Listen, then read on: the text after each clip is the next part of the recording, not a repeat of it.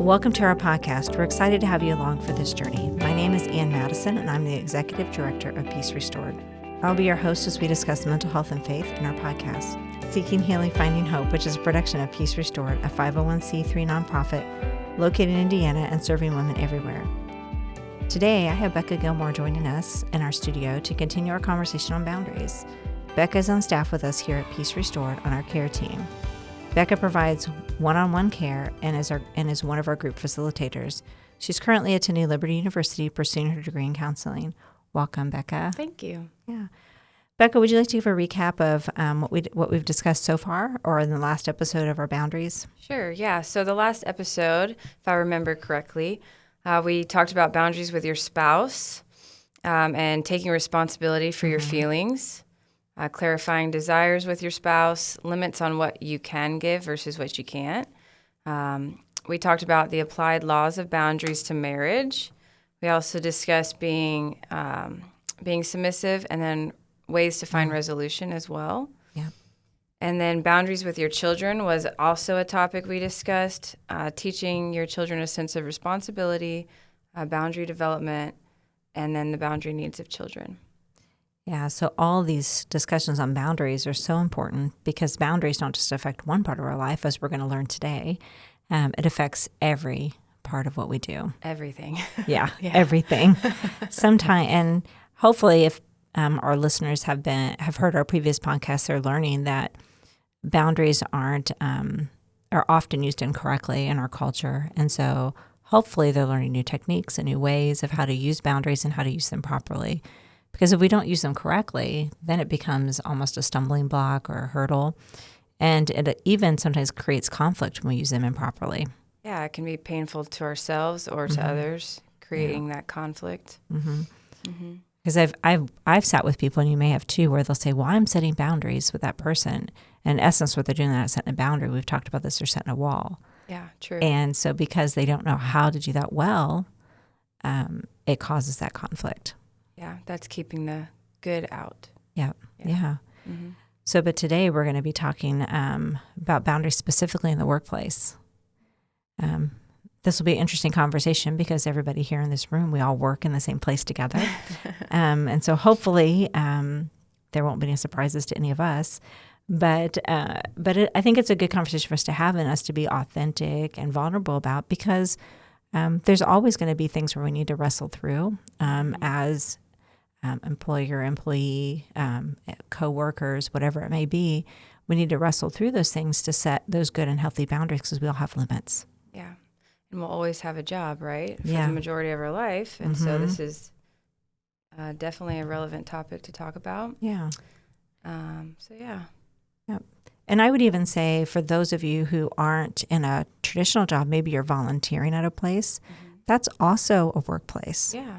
And so make sure you kind of broaden that expectation in your head or that idea in your head of where would this fit within my dynamic? So if you're listening and you're like, man, I don't have a job I go to Monday through Friday or whatever, and I don't report to an employer, but maybe you volunteer regularly someplace, these will be same parameters for some of the same things would fit for what you're doing in the volunteer world. Even if you're a stay-at-home parent, I think there's still those conflicts that can arise, or just discussing what you do with your spouse at certain times of the day. Yeah. I can still see that being relevant as well. Yeah. So hopefully you can hear yourself in this discussion today if you're listening. And as always, if you find this interesting, please share this podcast with those who might want to know more, or just share it on your social media page. But today we're going to start with the first part of the discussion on boundaries in the workplace, is when we think about some of the problems that might arise in the workplace.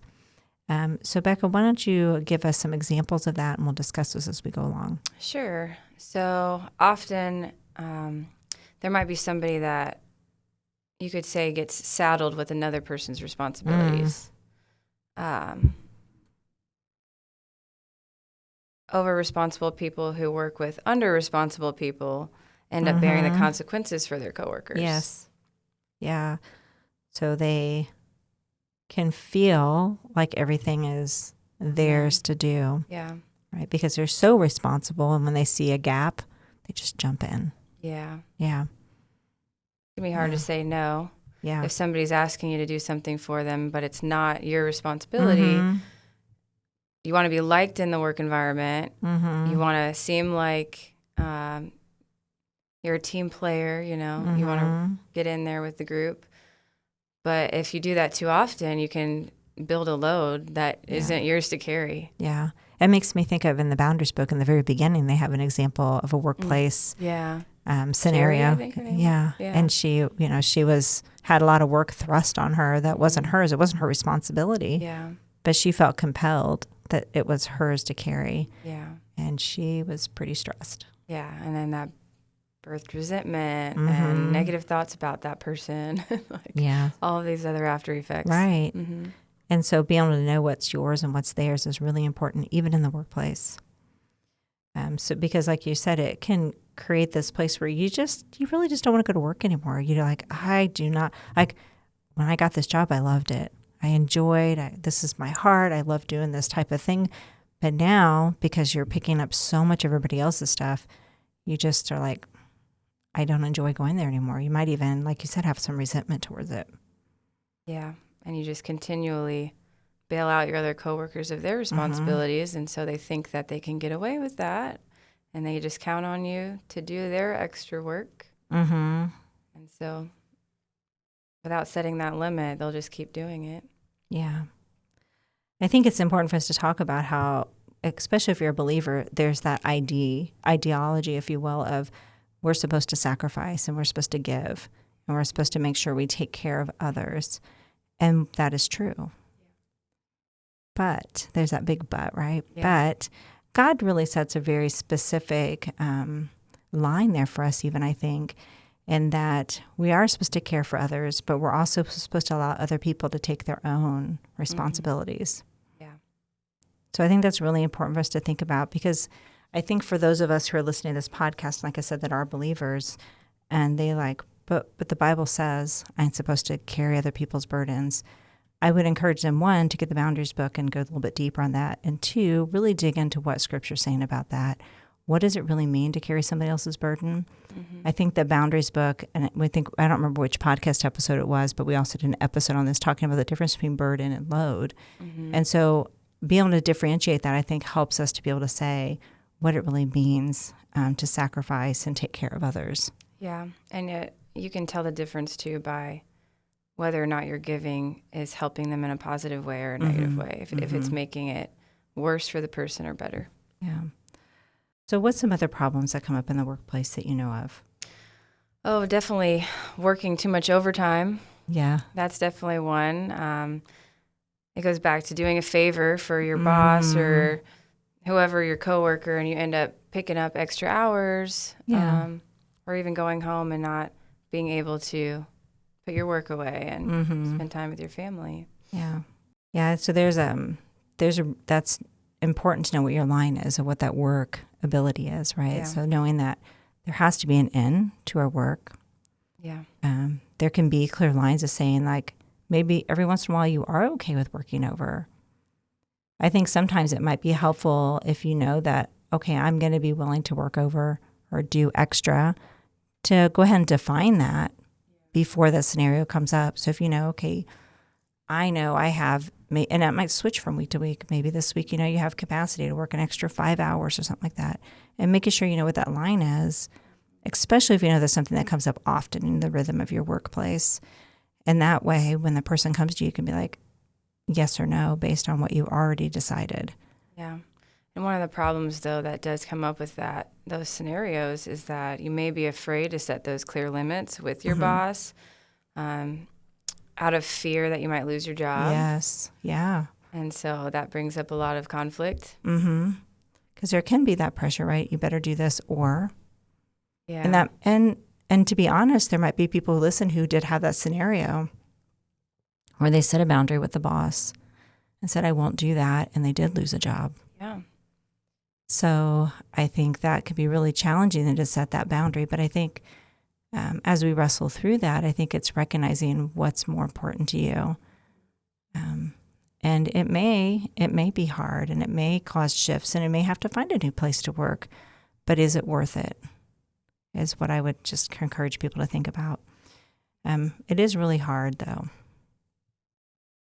It's hard for us to think about setting boundaries at work and what we can do and what we can't do.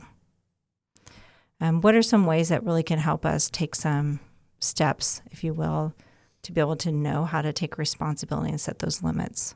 Yeah. Well, one step you can take is first deciding how much overtime you even want to work, what your schedule even, what flexibility you have.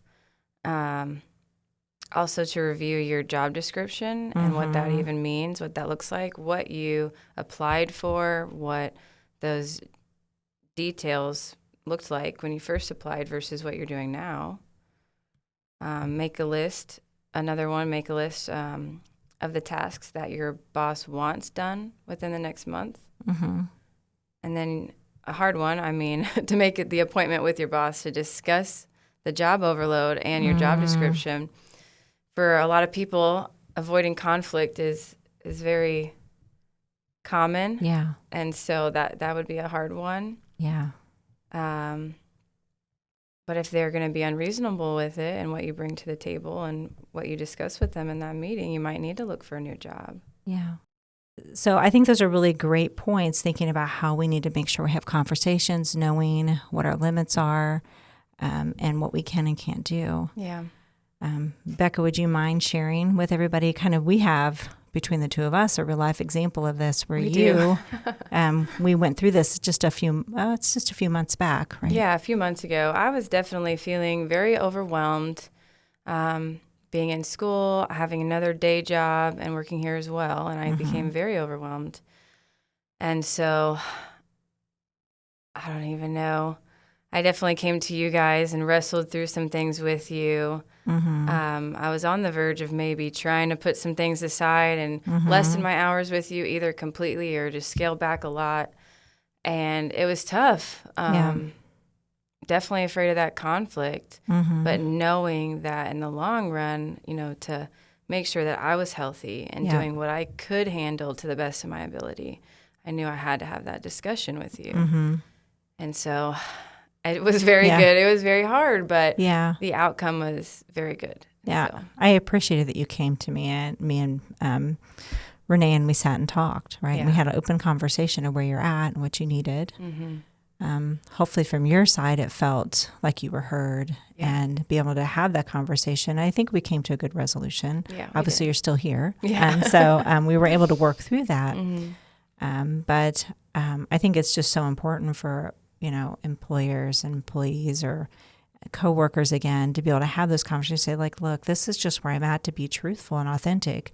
And it may not even be always a work dynamic issue. It may be outside things, and just be able to say, man, life's really stressful right now. I need to be able to adjust here or adjust there. Yeah. Because life can be challenging. And I know that the way that you guys responded was with grace and patience, understanding. And I would like to say I'm not sure every job boss would respond that way. But with that being said, if they respond poorly, is that a job that you can really flourish in? Yeah. Is that a job that you want to be in that's going to feed your soul, Yeah. So it's important to be able to have, I think it's important to be able to have good rapport with the people you work with and work for, and to be able to open, vulnerable dialogue. Yeah. And I appreciate that you were able to do that. And I think that's a really good example for our listeners as they're hearing this, to saying, oh, I didn't know that was possible in a work dynamic, to say, look, here's an example of how you can work it out and talk through those things. Yeah. So thank you for sharing that. As we continue the conversation, what are some other problems that might come up in the workplace? Well, misplaced priorities is one. You have to realize how much time and energy you have to offer, and being able to manage your jobs accordingly. Sometimes you can get sidetracked by unimportant tasks, thinking that they're important, when your boss might need you to be doing something over here. Yeah, that can be really hard, especially if you work in an environment such as we do here, where there's multiple things coming at us at one time.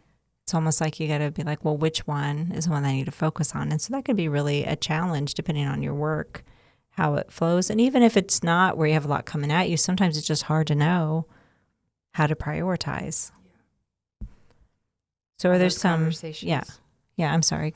Oh, just to have those conversations, like you were saying, to just clarify. Yes. What are the most important things? What can we wait for a couple days Yeah. versus weeks? Yeah. Do you think that's intimidating for somebody to ask those questions?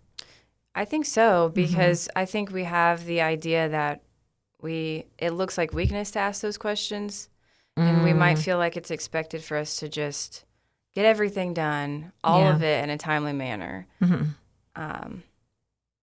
And realizing that that's not possible. And being vulnerable and discussing that, I think, can be hard. But be able to say, well, what works within that parameters. So as we're thinking about the priorities of what you need to do and not do, it's continuing to reevaluate what do we want, what do we need to do in that workplace. Be able to recognize what's important and not important. Because sometimes what feels important to us, like you said, may not be as important to the organization or the business that you work for. So it may feel urgent, like, oh my gosh, this is something that's super important to me. But then when you ask the good questions, you find out like, whoa, I can actually put that over here and I can reevaluate. So those are really good things for us to consider as we're in our work environment.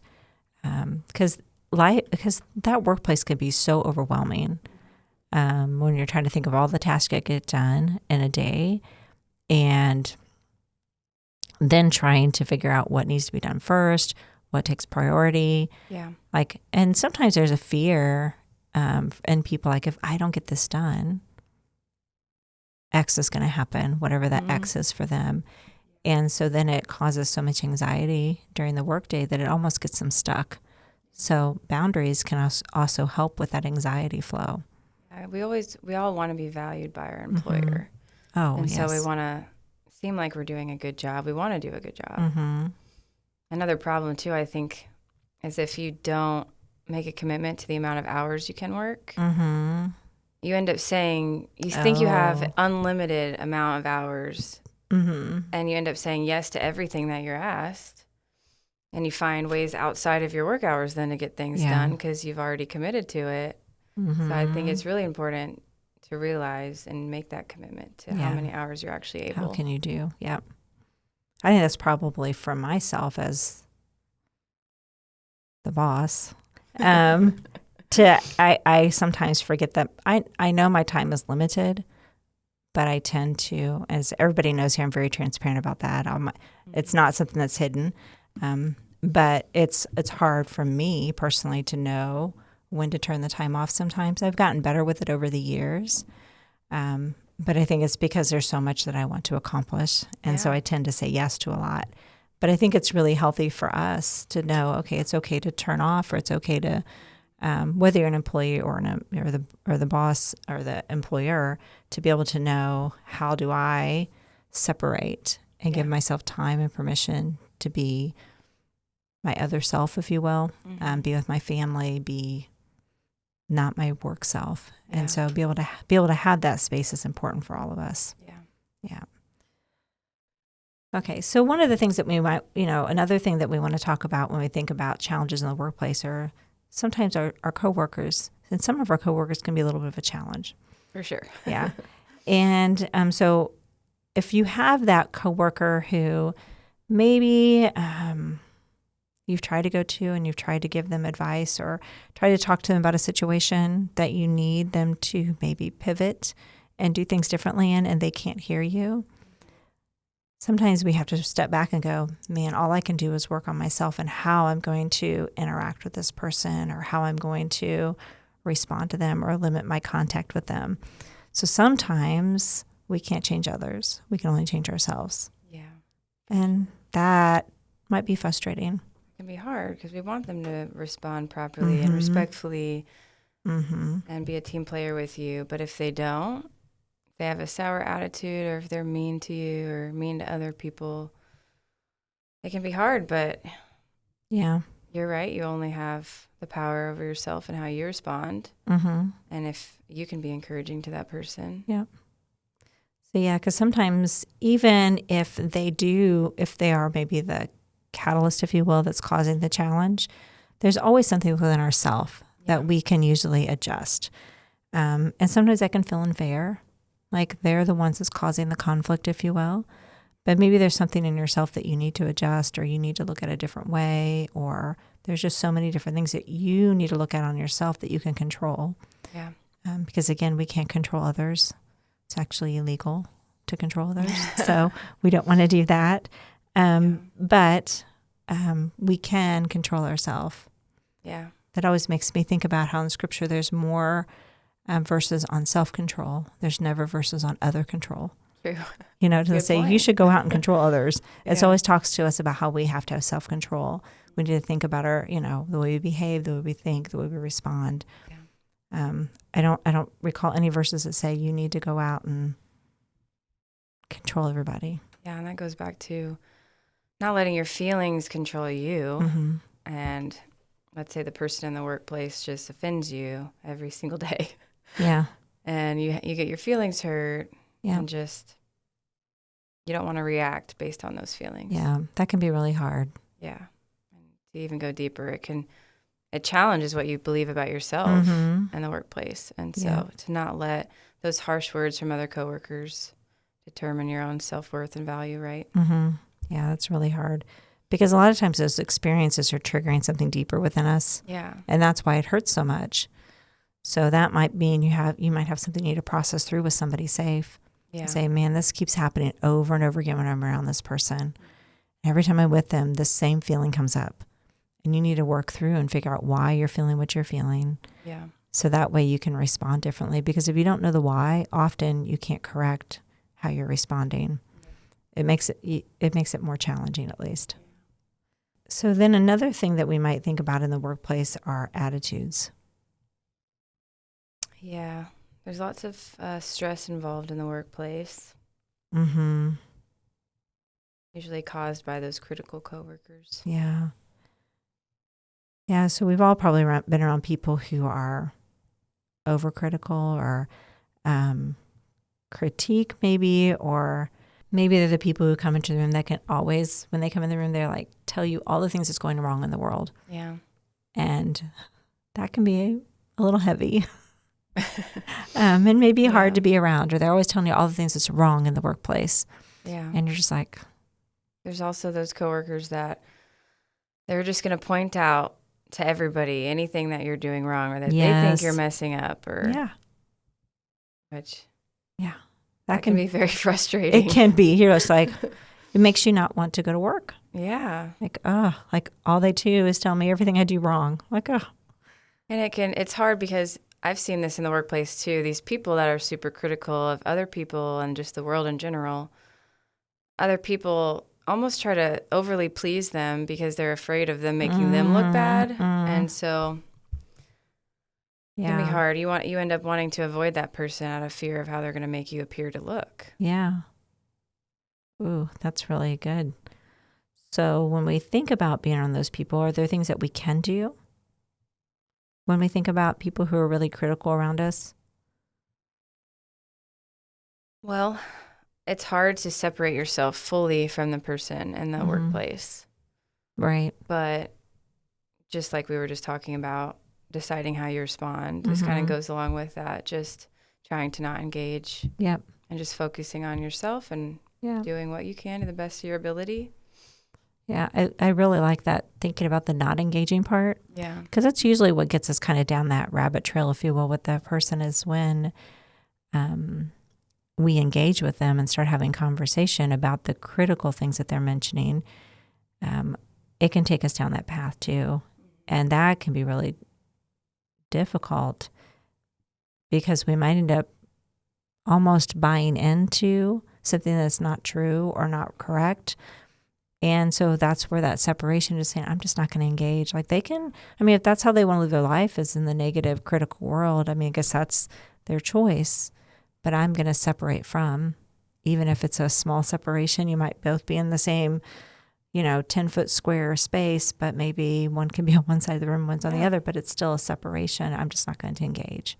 And that doesn't mean that you're agreeing with their opinion of you. Right. It means you've seen how this person is. You're accepting that. You're allowing them to just be who they are and what they're doing. And you can internally disagree with their thoughts about you, separate over here. Yep. And if somebody has concerns, hopefully, and it's a critical thing they're saying about you specifically, we would hope that that person would come to you and say, oh, like if they'd say, Becca, is this true, whatever, and they'd have conversation. But that's where we have to maybe get out of our own head, if you will, and just say, I can't fix everything. I just have to let it be. And people, if somebody's a hypercritical person, most people around them will recognize that that's just their nature. Exactly. And so letting it be and letting it lie, a lot of times that opinion will work itself out. So sometimes as well in the workplace, we may have conflict with authority. And that can be something that many of us might avoid because of the authority piece. Yeah. Yeah. You could have unresolved hurt feelings from past events with other authority figures in your life, your parents, teachers, principals, whatever it may be. And so you attach any new authority to those experiences. We make that assumption, right? We go, oh, this is how it's happened in the past. Yeah. So this is what's going to happen now. It's going to be bad because it was bad before. Yeah. Or when person in authority around me before, they always responded this way. So I know that's what every person in authority, that's how other people are going to respond too. Yeah. It can feel that way for sure. It's very interesting to think, because when this does happen, you end up acting out in the same way you did back in the past scenarios, which then brings you into your new adult scenario as a child. Yep. And so it's very...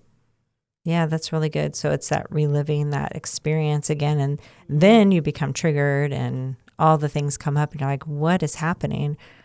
And so being able to recognize that transference is important. Yeah. Yeah.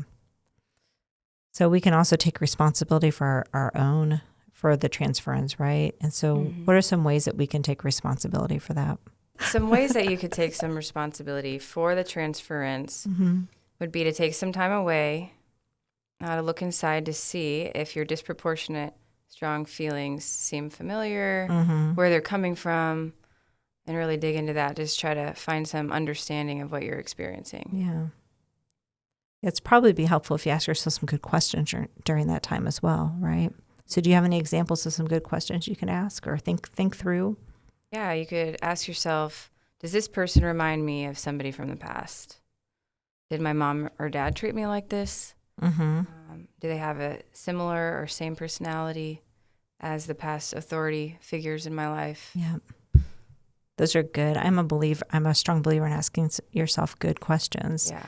Because when you do that, that's when you can really sit down and process through what's going on. And this would be a really good time where if you do journal, we've been talking about journaling and coping on the podcast as well, where you could sit and journal about these questions. So maybe you've been at work and you've had this experience of some transference of and so you're like, let me sit down and go through these questions and think through who do they remind me of? Yeah. Does it connect to one of my parents? Maybe you didn't have a positive experience with your parents growing up, or maybe there was just rough patches and it just reminds you of those rough times.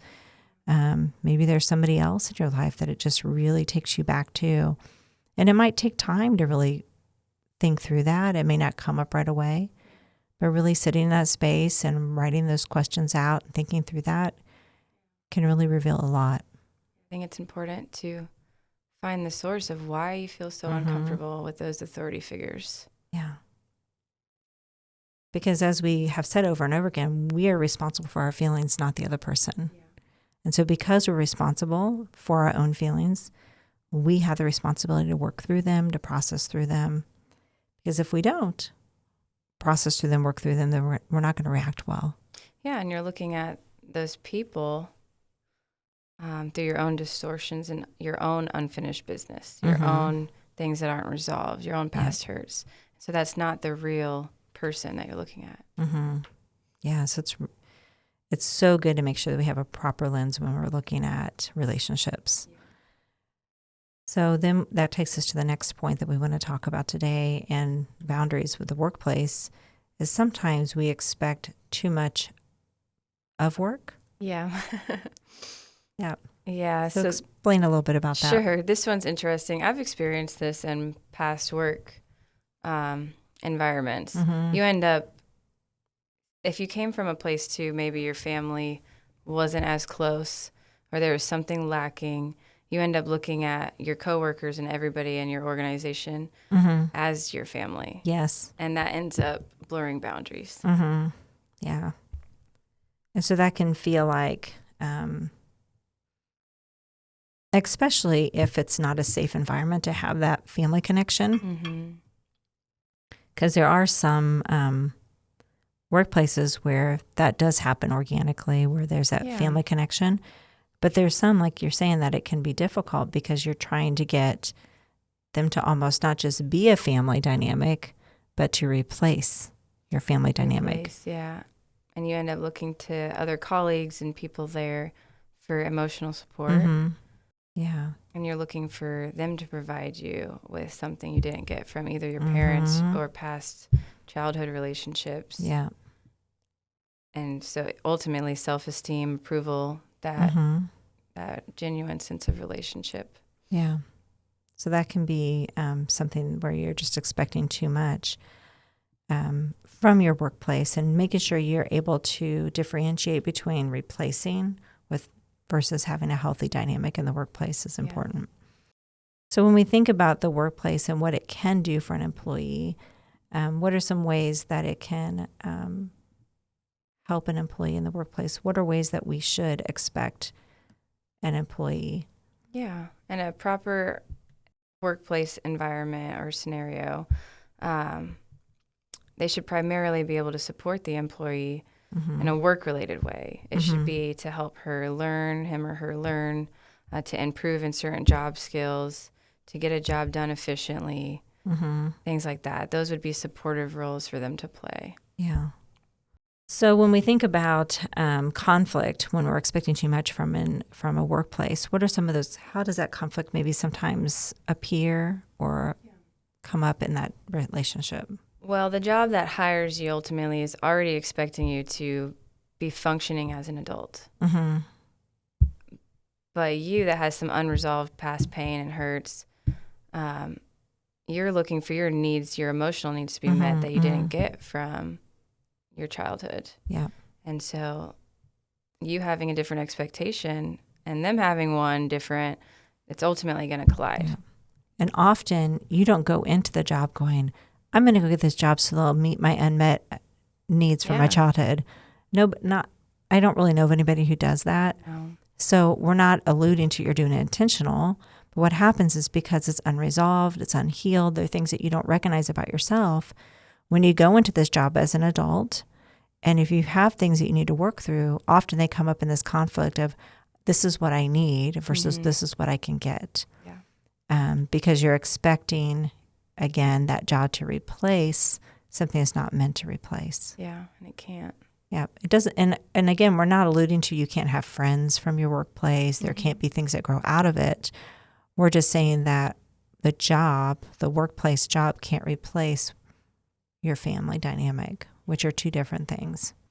So we have to be careful to really keep our boundaries really strong in our workplace, and not just in our workplace, but in life in general. But since we're talking specifically about our workplace today, we need to make sure we are strong in keeping those boundaries, because when we don't, it really sets up that unintentional hurt, right? It causes a lot of challenges in the workplace that sometimes we don't even see them. Yeah, you don't recognize.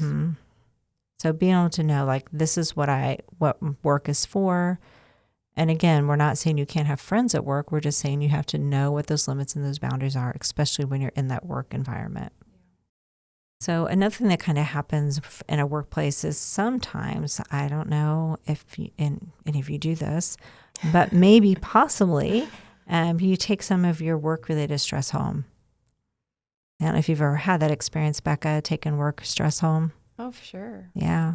Yeah, sometimes I think everybody does that, right? Yeah, it can be hard because then it can create more conflicts and stress at home then. Yeah, like you take it home and, I mean, there's the old story we hear about, like usually it's the dad, no offense to men out there, but usually in the scenarios, it's like the dad comes home, he's angry and he kicks the dog because he had a bad day at work. Yeah. And, I just think, about that, the person who brings their work home, or the parent who comes home and they've had a bad day and the first thing to come in the door is to start screaming at their kids, Yeah. and it's not because their kids are being bad or doing something wrong necessarily. They might be doing something wrong, but maybe it's not that big of a deal, but they overreact because they brought home all that work stress. Yeah. They lose the amount of patience they maybe would normally have. Yeah. Because normally maybe they don't kick the dog and maybe they don't normally yell at their kids, right? Which hopefully neither. But because they're carrying so much stress, they bring that in, and conflict at home gets intense. Yeah. So when we think about conflicts at work, when and how should they be dealt with? Yeah. So conflicts at work definitely should be dealt with and addressed so that they don't affect the rest of your life.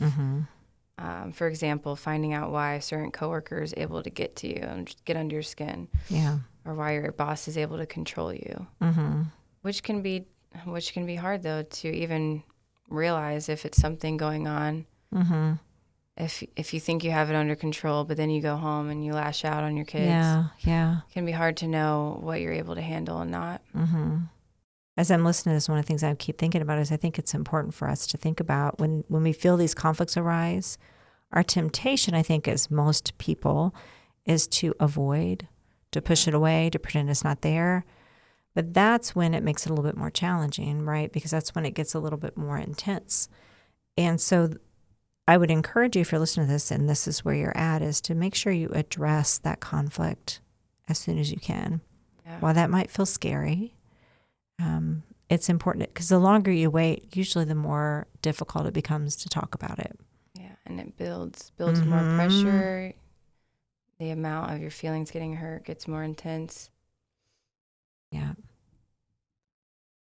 Yeah, so it's important to make sure we address those concerns so we can work through them.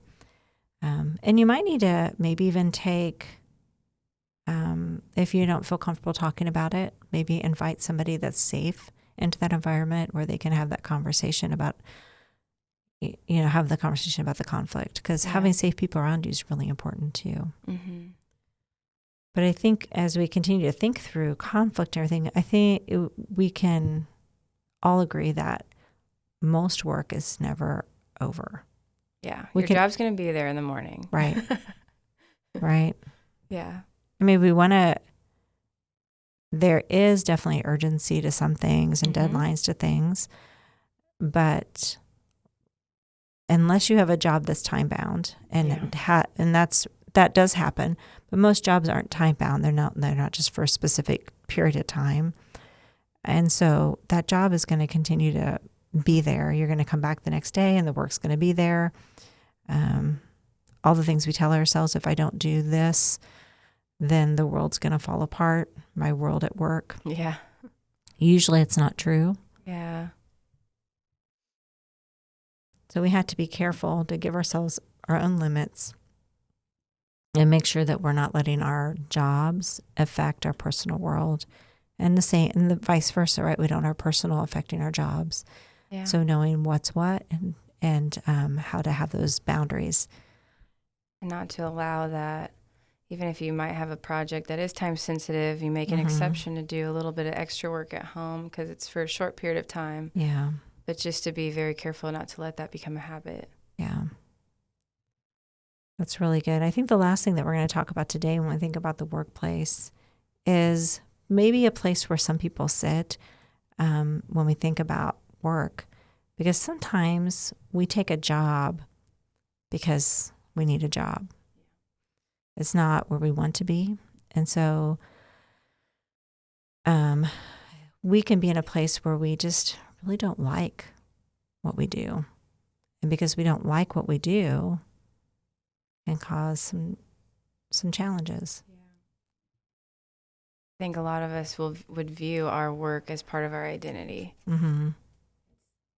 There's so many different jobs out there that you can choose. And so what you end up choosing says something about yourself. Yeah. And so if you're not enjoying your job, I can only imagine what that's doing and challenging you on your sense of self, your sense of value. Yeah, because sometimes we start out thinking, I'm going to go one path or do one thing. And then, like I said, life happens. And we end up having to take a job that may not be the job that we always wanted. And so if you're in a situation where you just don't dislike, you just dislike your job, you really need to wrestle through with that of how does that define me? What does it mean to me to have a job? What's the purpose of me having this job right now? Yeah. You know, because there might be a season where you need to work a job that you just need to do that. It's just a season. I've had those seasons where I've had jobs where they weren't exciting to me. They weren't fulfilling. Yeah. But it was necessary. And that season, the purpose of that job was to feed my family. And and there's nothing wrong with that. But to recognize sometimes that that's a season of being in a job you don't like to get to the goal that you have later on. And to really wrestle through that, I think, is important. Because I truly believe that as we think about work and what we do in our world, that we are all designed with a purpose. And that God designed each of us specifically to do a specific thing and to make an impact in the world. And sometimes we can get stuck in a place where we just don't like it, and it's hard to see our own purpose. And so for our listeners who are listening, I would just ask them to take time to really think about, what is my purpose? Mm-hmm. And everybody's purpose is different. I would encourage you also not to compare your purpose with somebody else's, because we can get that place where well, theirs looks better than mine. Yeah. And so they must be better than me. No. Just different. And that's okay. And so making sure we find what that identity is. And then just making sure it's also your purpose and your dreams, because sometimes we can also, I think, get stuck in other people's expectations for us. Yeah. And some people might not even really be aware or know what all of their gifts are. Mm-hmm. And so their default might just to be, this is what my family's always wanted me to do. Yeah. They want me to fill this role. They want me to be a doctor. They want me to do this. Mm-hmm. They want me to do that. It'll look good on the family or something. Yes. But it's something different when you ask yourself, well, is this what I'm meant to do? Is mm-hmm. this what I'm actually good at? Right. Is this what I'm passionate about? Is this what excites me? You know, mm-hmm. like all of those questions. Yeah. And sometimes the answers to those questions might change over time too. Yeah, it can. And often it does, I think. Because I think that's part of the maturing and the growing that we go through. Yeah. But you make a good point, is we have to be careful not to let other people's expectations set the cadence, if you will, of what we're going to be in life. Yeah. Because that's where we can really get that dissatisfaction of somebody in my life told me I needed to be whatever, like you listed like a lot of times you'll hear people like they have a family line of a certain profession. Yeah. And there's an expectation that whoever's in this family is going to be in that profession. And maybe you're just not, that's not how you're wired. And so really sitting and wrestling with that can be a huge moment of growth. And it can really it can be hard, but it can really help you grow and to become stronger in who you are, to know that identity of yourself. Yeah. So this has been a really good conversation talking about workplace boundaries and what they look like, and really how to wrestle through those different things. As we're closing our episode for today, can you think of anything else as we end that you'd want to really encourage our listeners when we think about boundaries in the workplace? Because there's so much to really think about of how we can relate with others. And so if there's a takeaway that you'd have for them, what would that be for today? Well, a takeaway that comes to mind is just to be patient with yourself, to just be okay with taking a minute to step aside, separate mm-hmm. yourself, and evaluate what's going on the inside, what feelings you're having, why you might be reacting. If you're not sure what your gifts are, if you're not sure what you want to do, it's okay mm-hmm. to take a pause and take some time to just evaluate that. That's really good. I think remembering to be gentle with ourselves is always good, and to take time to process. So again, Becca, thank you so much for joining me today. It's been a good conversation talking about the workplace and boundaries. Thanks again for joining us today. If you have missed any of our previous podcasts, we encourage you to check them out. We've done several on boundaries so far. In the meantime, if you'd like to learn more about us, go to our website, peacerestored.net. And don't forget to check out our show notes where you'll be able to find the links, additional content, and a few other video links as well. As we wrap our discussion today, make sure to stay tuned as we continue to share with you practical ways where you too can seek healing and find hope. Join us on our next podcast where we will continue to discuss mental health and faith. So come back next time for transformation, growth, and power. This is Peace Restored.